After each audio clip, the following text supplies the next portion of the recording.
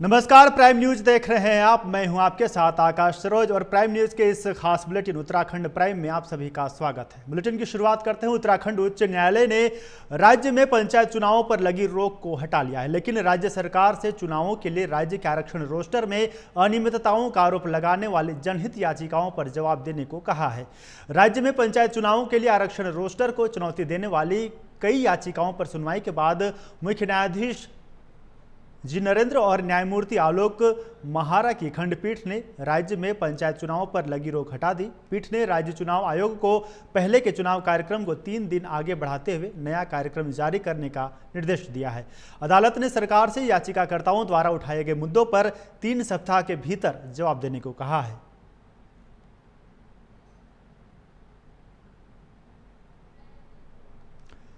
तो पंचायत चुनाव को लेकर जिस तरीके से हाईकोर्ट की तरफ से रोक लगा दी गई थी, अब हाईकोर्ट ने पंचायत चुनाव का जो रास्ता है वो साफ कर दिया है और सरकार की तरफ से 3 सप्ताह के अंदर जवाब मांगा है।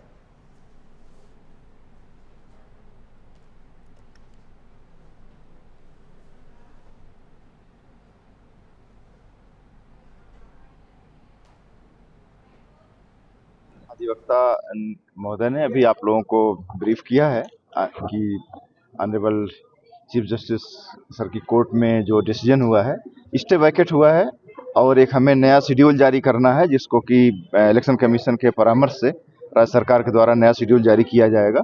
और इलेक्शन जैसा कि हमने पहले भी कमिट किया था, सरकार का कमिटमेंट था कि जुलाई महीने में हम कंप्लीट कर लेंगे, तो हमारे इलेक्शन प्रोसेस जुलाई महीने में हम कंप्लीट करने के लिए कमिटेड है। अधिवक्ता इधर राजधानी देहरादून में एनएच घोटाले में कई अफसरों के घर ईडी ने कार्रवाई करते हुए अफसरों के 8 ठिकानों पर छापा मारा है। छापेमारी के दौरान कई अफसरों के घर से अहम दस्तावेज मिले हैं। वहीं ईडी के छापे से नौकरशाही में हड़कंप मच गया। बता दें कि एनएच 74 मुआवजा घोटाला में भी डीपी सिंह आरोपी हैं।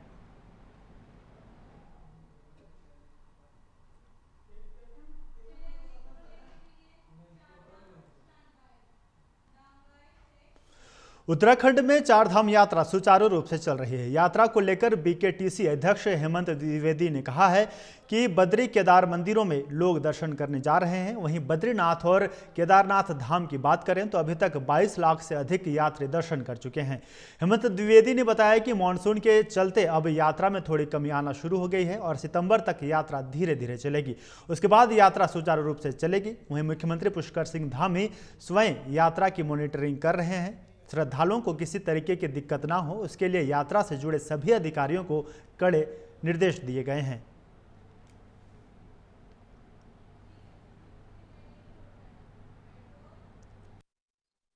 देखिए, श्री बद्री केदार मंदिर समिति के जो हमारे धाम है और इसमें हमारे लगभग 47 मंदिर हैं, जिसमें 2 हमारे बड़े धाम हैं, श्री बद्रीनाथ जी और श्री केदारनाथ जी। 2 मई को जो है कि कपाट खुले थे हमारे श्री केदारनाथ जी के और 4 तारीख को खुले थे हमारे श्री बद्रीनाथ जी। अब तक लगभग जो है कि कल तक का जो आंकड़ा है हमारा, लगभग 22,67,700 तीर्थयात्रियों ने यहाँ पर दर्शन किए हैं और जो ऑफलाइन और ऑनलाइन पंजीकरण होता है लगभग 28,68,500 लोगों ने जो है कि इसका पंजीकरण कराया। इधर रुड़की के चंद्रशेखर चौक पर मुख्यमंत्री का पुतला दहन करने पहुंचे कांग्रेस कार्यकर्ताओं से पुलिस ने पुतला छीन लिया। प्रदर्शन के दौरान पुलिस और कांग्रेस कार्यकर्ताओं के बीच विवाद हो गया। पुलिस ने पुतला दहन होने से पहले छीन लिया। शहर के होटलों में हो रहे देह व्यापार को लेकर मुख्यमंत्री पुष्कर सिंह धामी का पुतला दहन करने पहुंचे कांग्रेस कार्यकर्ता। प्रदर्शन का नेतृत्व नगर मंत्री राजेंद्र चौधरी ने किया। तो उत्तराखंड के रुड़की में जिस तरीके से होटलों में देह व्यापार का धंधा चल रहा है, उसको लेकर कांग्रेस प्रदेश की धामी सरकार के खिलाफ गोलबंद नजर आ रही है और इसी को लेकर कांग्रेस के तमाम कार्यकर्ता मुख्य चौक पर मुख्यमंत्री का पुतला दहन करने गए थे और इसी दौरान पुलिस ने वहां पर घेराबंदी की और पुतला दहन कार्यक्रम को रोक दिया। आज उत्तराखंड के मुख्यमंत्री पुष्कर सिंह धामी का पुतला दहन किया गया। हालांकि पुलिस द्वारा बलपूर्वक हमसे पुतले का अधिकांश हिस्सा छीन लिया गया। कोई भी प्रशासनिक अधिकारी सरकार रुड़की में चल रहे अवैध देह व्यापार, कैसीनो, जुआ, सट्टा, स्मैक उन्हें रोकने में इच्छुक नहीं है, भ्रष्टाचार को रोकने का इच्छुक नहीं है, रुड़की की जनता का बेवकूफ बनाया जा रहा है। उसके खिलाफ हमने मुख्यमंत्री का पुतला दहन किया।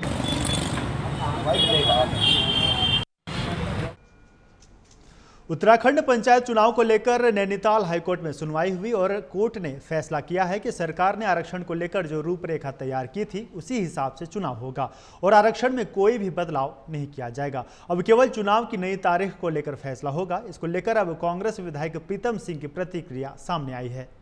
प्रीतम सिंह ने कहा है कि जो निर्णय कोर्ट ने दिया है उसे हम स्वीकार करते हैं। सरकार जब भी चुनाव कराएगी कांग्रेस उसके लिए तैयार है।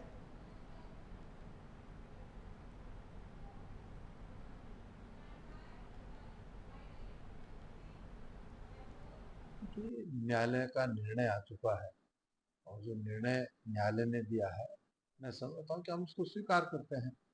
लोगों में इस बात को लेकर के आक्रोश था कि जो आरक्षण सरकार ने किया है वो मनमाने तरीके से किया है। अब न्यायालय का निर्णय आ चुका है, इस परिप्रेक्ष्य में तो ज्यादा मैं कुछ कहूँ तो कदापि उचित तो नहीं है। सरकार जब भी चुनाव कराएगी कांग्रेस चुनाव के लिए पूरी तरीके से तैयार है। इस सरकार पर निर्भर करता है कि वो चुनाव कब कराना।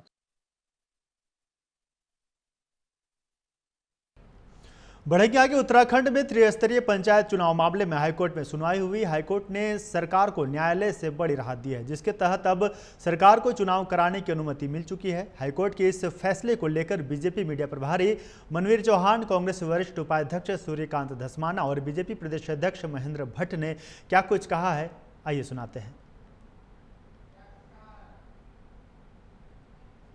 ये माननीय उच्च न्यायालय ने पंचायत चुनाव के बारे में जो आज निर्णय दिया है, कांग्रेस पार्टी उसका स्वागत करती है। हम चुनाव के लिए शुरू से तैयार थे। जब कार्यकाल समाप्त हुआ था पंचायतों का, उस समय भी कांग्रेस ने मांग करी थी कि तत्काल चुनाव का कार्यक्रम घोषित किया जाए। सरकार ने नहीं किया। जिन लोगों को भंग किया था उन्हीं को प्रशासक नियुक्त कर दिया। उनका कार्यकाल समाप्त हो गया तो उसके बाद आपने अधिकारियों को प्रशासक नियुक्त कर दिया। उनका भी कार्यकाल समाप्त हो गया तो आपने अध्यादेश भेज दिया राज्यपाल के पास। राज्यपाल ने अध्यादेश वापस कर दिया। हाईकोर्ट ने आपको लताड़ लगाई। आपने चुनाव का कार्यक्रम ऐसा घोषित किया कि उसको लोगों ने कोर्ट में चुनौती दे दी, वो स्टे हो गया। देखिए, हम शुरू से ही इस बात को कह रहे थे कि सरकार की जो आरक्षण घोषित सरकार द्वारा किया गया और बहुत जल्दी से जल्दी चुनाव हो, जो सरकार की मंशा थी, उसके आधार पर विधिवत रूप से चुनाव घोषित किया गया था। लेकिन क्योंकि न्यायालय भी एक पक्ष होता है, कुछ लोग न्यायालय की शरण में गए और आज न्यायालय ने निर्वाचन आयोग के हों या सरकार की आरक्षण पद्धति हो, उस पर अपनी सहमति प्रदान की है। देखिए, भारतीय जनता पार्टी न्यायालय के इस निर्णय का सम्मान करती है और पहले भी सम्मान करते आई है। लेकिन जिस तरह से कुछ लोगों के द्वारा चुनाव में अड़ंगा डालने के लिए, चुनाव को टालने के लिए कोशिश की गई, उनके मुंह पर ये न्यायालय के द्वारा तमाचा मारा गया है। क्योंकि उत्तराखंड की जनता और भारतीय जनता पार्टी पहले से ही उत्तराखंड में पंचायत चुनाव समय से हो, इसके लिए तैयारियां कर ली गई थी और जनता भी पूरी तरह से तैयार थी। लेकिन विपक्ष ने बैकडोर से जिस तरह से चुनाव में अड़ंगा डालने की कोशिश की और न्यायालय में मामला लेके गए, तो निश्चित रूप से इन जो न्यायालय का निर्णय है बहुत सराहनीय है। हम इसका सम्मान करते हैं। उत्तराखंड में संगठनात्मक चुनाव को लेकर एक बार फिर से बीजेपी एक्टिव मोड पर है। केंद्रीय संगठन ने चुनाव अधिकारियों की घोषणा भी कर दी है। उत्तराखंड में चुनाव अधिकारी की जिम्मेदारी केंद्रीय राज्य मंत्री हर्ष मल्होत्रा को सौंपी गई है। बीजेपी प्रदेश अध्यक्ष ने जानकारी दी है कि आगे का कार्यक्रम प्रदेश चुनाव अधिकारी विधायक खजानदास जल्द ही तय करेंगे। हालांकि प्रक्रिया पहले से ही चल रही थी। आपको बता दें कि 1 जुलाई तक प्रदेश को संगठनात्मक ढांचा तैयार कर लिया जाएगा। साथ ही जुलाई से पहले बीजेपी प्रदेश अध्यक्ष की भी घोषणा हो जाएगी।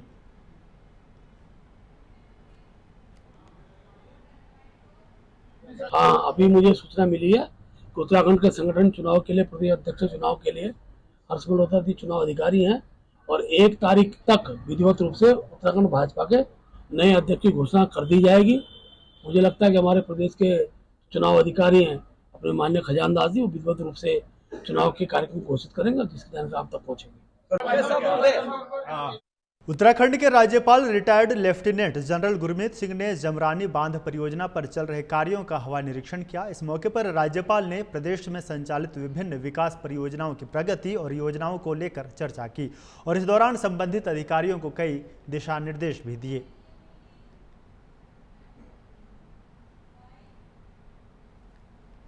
बढ़ेंगे आगे। आगामी कांवड़ यात्रा को लेकर सुचारू और सुरक्षित रूप से संपन्न कराने के उद्देश्य से पौड़ी जनपद मुख्यालय में एक महत्वपूर्ण समीक्षा बैठक आयोजित की गई। बैठक की अध्यक्षता करते हुए जिलाधिकारी स्वाति एस भदौरिया ने सभी संबंधित विभागों को 5 जुलाई तक सभी व्यवस्थाएं पूरी करने के निर्देश दिए, जिससे श्रद्धालुओं को यात्रा के दौरान किसी भी प्रकार की असुविधा न हो। जिलाधिकारी ने लोक निर्माण विभागों को कांवड़ यात्रियों के लिए निर्धारित पैदल मार्गों को समयबद्ध मरम्मत करने और आवश्यकता अनुसार वैकल्पिक मार्गों की भी व्यवस्था करने के निर्देश दिए हैं। इसके अलावा उन्होंने मुख्य सड़कों पर पैच वर्क का कार्य भी समय से पूरा करने के निर्देश दिए ताकि यातायात व्यवस्था प्रभावित न हो।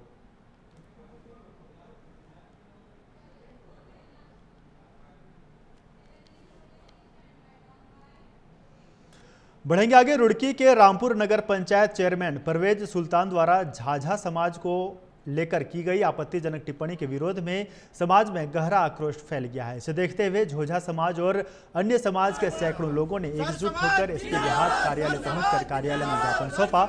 इस मौके पर मोहम्मद इमरान ने कहा कि झोझा समाज का अपमान किसी भी हाल में बर्दाश्त नहीं किया जाएगा। उन्होंने चेयरमैन परवेज सुल्तान से माफी की मांग की, अन्यथा सर्व समाज के लोग आंदोलन के लिए बाध्य होंगे।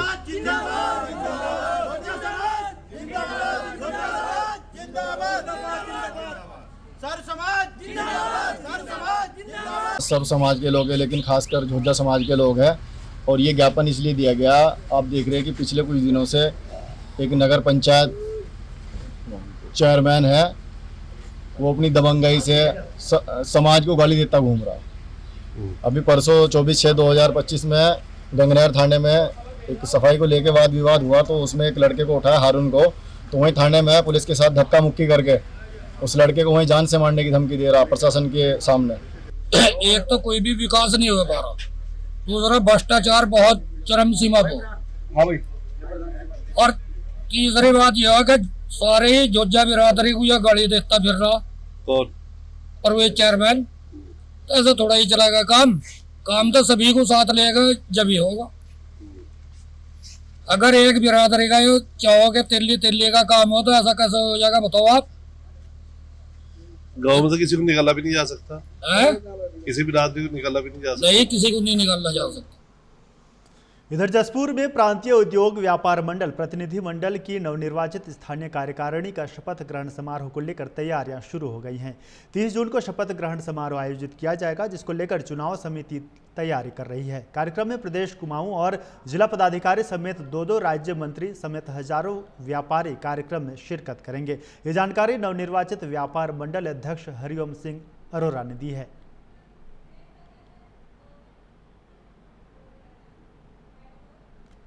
उद्योग व्यापार मंडल जसपुर की इकाई के 3 लोग निर्विरोध पदाधिकारी निर्वाचित हुए हैं और 4 दर्जन से अधिक मनोनीत पदाधिकारी इसमें शपथ लेंगे। समारोह में माननीय अनिल गोयल जी, माननीय नवीन वर्मा जी, जसपुर विधायक आदेश चौहान जी, जसपुर के पूर्व विधायक चंद्र मनोज सिंघल जी, जसपुर के राज्य मंत्री मुकेश कुमार जी आदि यहाँ के प्रतिनिधि शामिल होंगे। साथ में हजारों की संख्या में जसपुर के व्यापारी व अतिथि शामिल होंगे।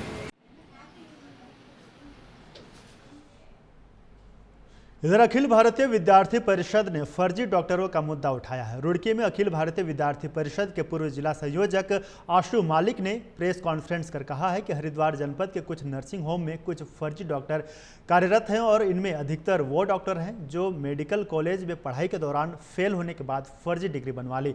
कहा कि इसकी शिकायत कई बार सीएमओ से की गई, लेकिन कोई कार्रवाई नहीं हुई।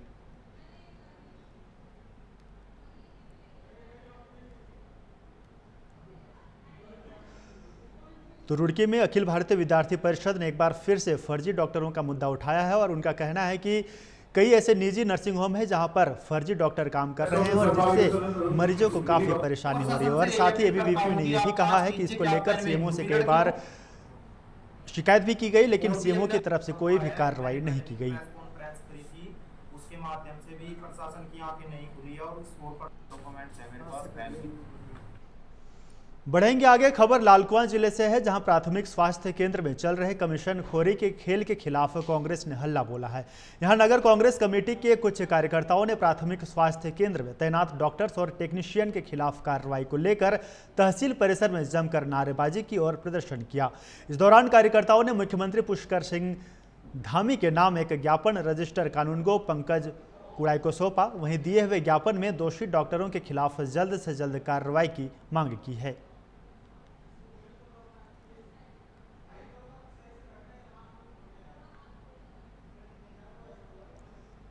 तो कमीशन खोरी के खिलाफ लगातार कांग्रेस का हल्ला बोल जारी है और इसको लेकर प्राथमिक स्वास्थ्य केंद्र के बाहर कांग्रेस का प्रदर्शन देखने को मिला और लगातार कार्रवाई की मांग की है और इसको लेकर ज्ञापन भी सौंपा गया है और ज्ञापन में भी कार्रवाई की मांग की गई है।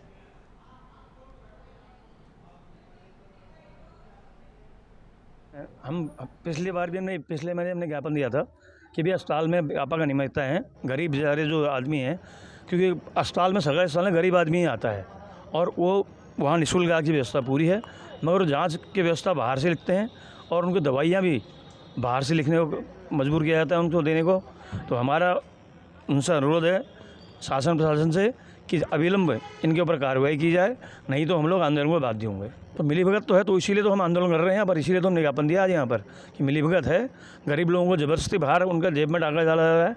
गरीब बेचारा एक सरकारी अस्पताल में अमीर आदमी आता नहीं है, गरीब आदमी सरकारी अस्पताल में आता है और जब उसके लिए जांच की सरकार ने निःशुल्क व्यवस्था कर रखी है तो निःशुल्क व्यवस्था होनी चाहिए।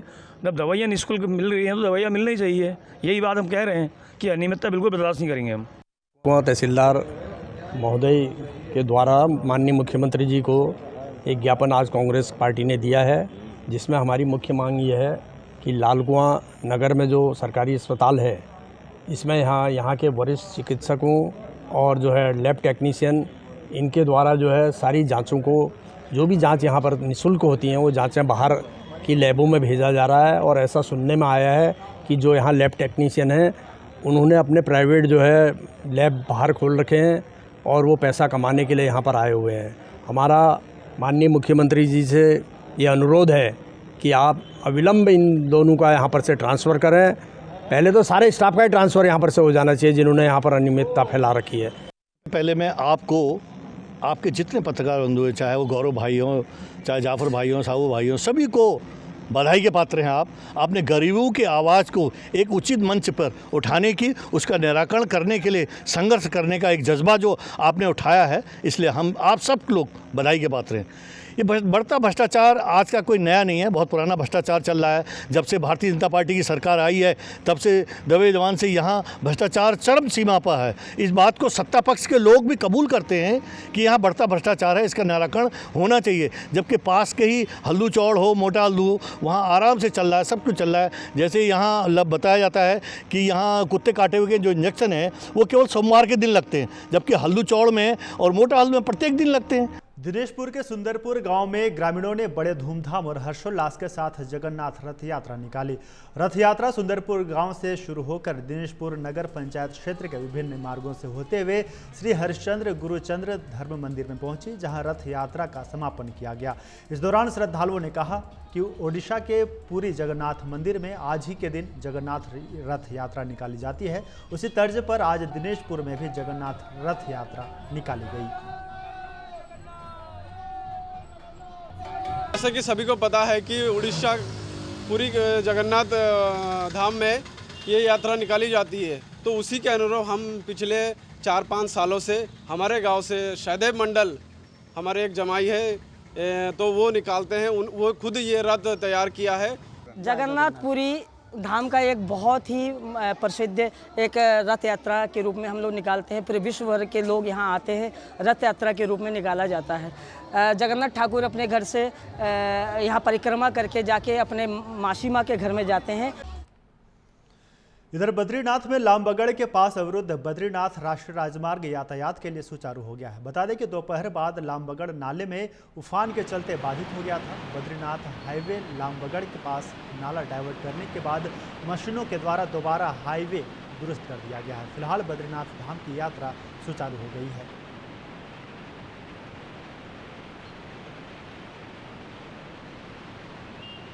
इधर बद्रीनाथ में लामबगड़ नाले के पास जिस तरीके से बीते कई दिनों से बारिश हो रही है और इस बारिश की वजह से वहाँ पर नाला उफान पर था और इस उफान की वजह से वहाँ पर जो यात्री हैं, यात्रियों का आवागमन रुक गया था और इसके बाद आज प्रशासन की तरफ से आवागमन सुचारू कर दिया गया है। बढ़ेंगे आगे। अलकनंदा घाटी के उच्च हिमालयी क्षेत्र में हो रही मूसलाधार बारिश के कारण बद्रीनाथ हाईवे पर लामबगड़ नाले में उफान आया, जिसके चलते बद्रीनाथ हाईवे भी बाधित हो गया। आप इन तस्वीरों में देख सकते हैं कि ऊपरी हिमालयी क्षेत्रों में हो रही बारिश के कारण किस तरह से लामबगड़ नाले में पानी उफान को लेकर सीधा नीचे अलकनंदा नदी में जा रहा है। चमोली पुलिस की ताज़ा अपडेट के अनुसार हाईवे पर तीर्थयात्रियों का आवागमन सुचारू कर दिया गया है।